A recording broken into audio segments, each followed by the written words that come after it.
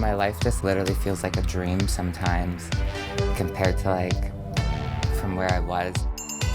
Watching my son and know that he is taking a stand for these things, it just makes me very proud. This is what I love doing. This is what gives me that high. There were some dark days for Joey, and I'm just thankful he's here to tell his story.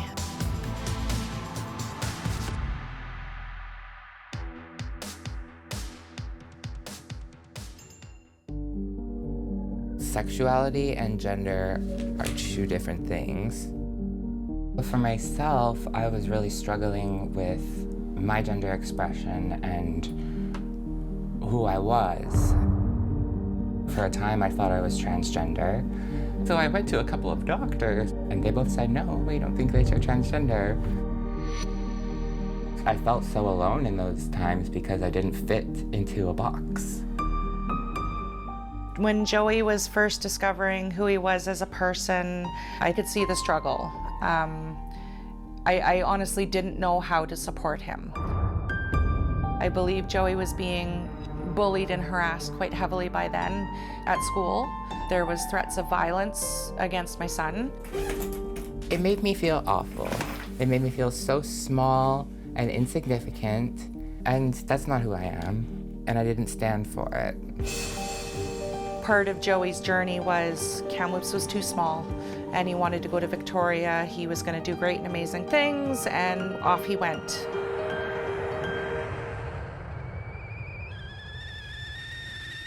So Joey lived a life sort of separate from our family for a couple of years. I kept pretty close tabs on him though, but I could see a change in Joey.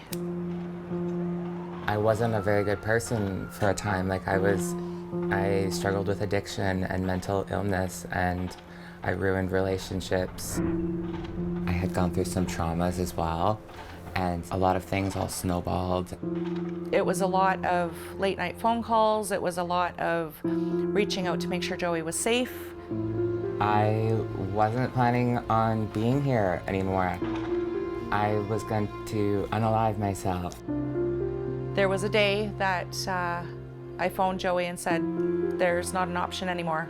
I'm coming to get you. I knew it wasn't going to be easy, but I was just so grateful he was still here.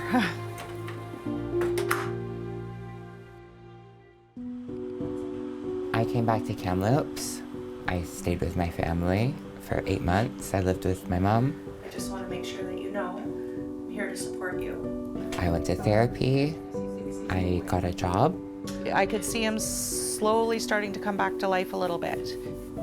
One day on my lunch break at work, I saw a video, and it was this person explaining their gender expression and how they came to terms with being non-binary, which is where I feel most comfortable in. I was so overcome with emotion, and I was like, there's a word for what I am. I'm not alone. I'm not a freak. Joey started trying to find ways of telling his story. So he did this photo shoot, and I was quite stunned. I was like, wow, these are amazing pictures. I knew then that that was going to be a starting point. Having my little hobby that I was doing turn into something real, just like the coolest thing ever.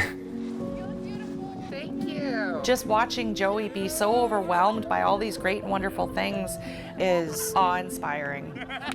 He's connected to so many people now. To be able to foster new relationships, it really shows that change is possible. If his story reaches one person and encourages them to know that there's no shame in being who you are, then hey, that's the most blessed day in the world. It's really beautiful.